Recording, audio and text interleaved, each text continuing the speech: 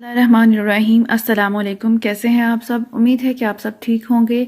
और आज की जो मेरी वीडियो है वो आपको बेसिक चीज़ें आपकी पेपर प्रेजेंटेशन के बारे में और कुछ क्वेश्चंस जो आप मेरे से करते रहते थे उनके आंसर्स के बारे में है।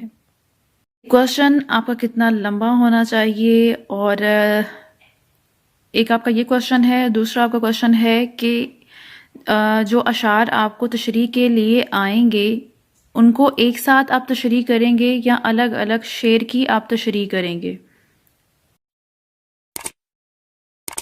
और आपकी पेपर प्रेजेंटेशन कैसी होनी चाहिए उसके बारे में थोड़ी सी बात करेंगे। थोड़ी सी आपको टिप्स होंगी जिससे आप पेपर को अच्छा कर पाएंगे और आपके मार्क्स पे उसका इफ़ेक्ट पड़ेगा।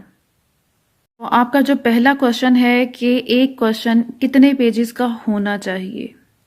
तो पहले बात हो जाए, अगर आपकी स्पीड अच्छी है, लिखने में आप अच्छा लिख पाते हैं, तो आप क्या करेंगे कि दोनों साइड से लिखा हुआ आपके इस तरह 4 पेजेस जो हैं आपकी आंसर शीट के 4 पेजेस होने चाहिए। ठीक है। और अगर आपकी स्पीड थोड़ी सी स्लो है, हर इंसान जानता है कि वो 5 क्वेश्चन कर पाता है 3 घंटों के अंदर या नहीं कर पाता है। अगर आपको लगता है कि आपकी स्पीड थोड़ी सी स्लो है, आप सोचने में थोड़ा सा टाइम लेते हैं, तो आप क्या करेंगे, एटलीस्ट आप 3 पेजेस और 3 पेजेस कर लें। और अगर आपकी नॉर्मल स्पीड है तो मैं ये कहूँगी कि 3 पेजेस और एक हाफ कर लें। और अगर आप ठीक लिख पाते हैं तो आप 4 पेजेस जो है ना वो बेस्ट हैं। कि एक में ये इस तरह दोनों साइड से लिखा हुआ एक पेज जो होगा वो आपका 5 मार्क्स का होगा। इस तरह आपने अपने क्वेश्चंस को अटेम्प्ट करना है।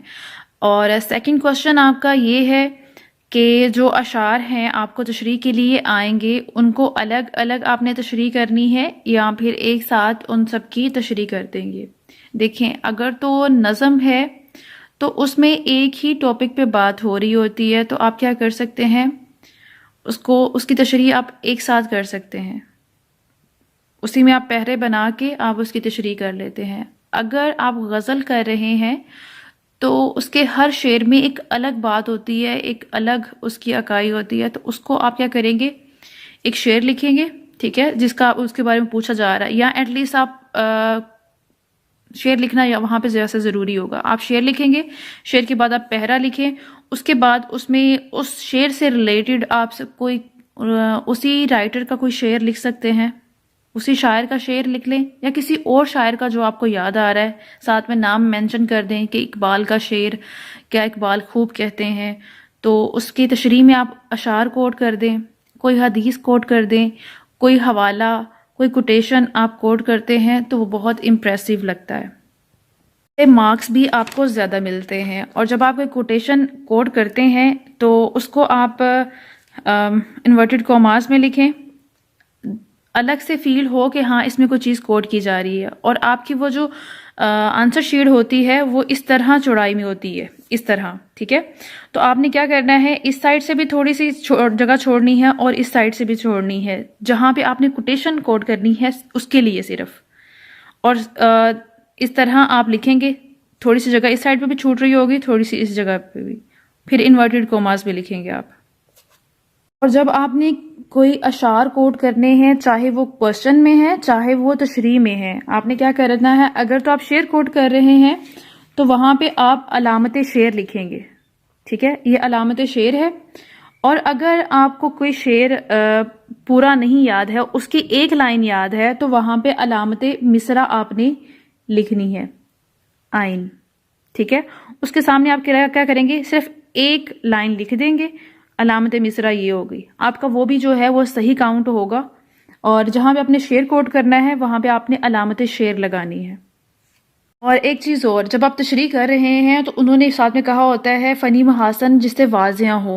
तो जो शेर आप जिसकी तशरीह कर रहे होंगे ना, उसी के अंदर बता दें कि इसमें तशबीह है, इसमें इस्तारा है, या ये उसमें कोई तरकीब जो है फ़ारसी तरकीब यूज़ की गई हैं, या ये इसमें शेरी तरकीब इस्तेमाल की गई है। आप उसके बारे में उसी की तशरीह में बता दें उस शेर की। ये ना करें कि आप उसका जो अलग से पहरा बनाएं जिसमें आप फ़नी महासन पे बात कर रहे हैं। नहीं, एक एक शेर के साथ उसके उसी के अंदर आप बता दें, पहले तशरीह कर लें, उससे रिलेटेड कोई चीज़ कोट कर दें, चाहे वो अशार हैं, चाहे वो कोटेशन है, या कोई हदीस वगैरह, या कोई चीज़ भी आप कोट करना चाह रहे हैं। उसके बाद एक या दो लाइंस जो हैं वो उसके फ़नी महासन के बारे में कर दें। नेक्स्ट शेयर लिखें, और नेक्स्ट शेयर का भी इसी तरह है कि आपने उसकी तशरीह की। तशरीह करने के बाद अगर उससे रिलेटेड कोई शेर आपके ज़हन में आ रहा है किसी भी और राइटर का, किसी और शायर का, तो आप वो इसमें कोट करें। और कोटेशन आ रही है याद, तो कोटेशन कोट कर दें। और फिर उस शेर में जो अल्फाज जो हैं जिसके थ्रू उसके शेर को उसने खूबसूरत बनाया, उसके बारे में लिख दें। कोई तशबीह इस्तारा यूज़ हुआ है या कोई और सन्नत यूज़ हुई है, उसके बारे में बता दें। और फिर बाद में आ जाती है आपको एक टिप कि आपने जब पेपर देखना है, आप उनको टिक कर लें कौन कौन से क्वेश्चन आपको बहुत अच्छे से आते हैं, कौन से बस आते हैं, और किनको आपने सिर्फ यानी कि जिसके बारे में आप ज़्यादा अच्छे से कर सकते हैं, पहला क्वेश्चन आपका वो होना चाहिए। ठीक है। उसके बाद जो आप क्वेश्चन अटेम्प्ट करें जो नॉर्मल आपको आता है। ठीक है। और अगर कोई ऐसा क्वेश्चन है जो इतना अच्छा नहीं आता, उसके बाद वो रखें।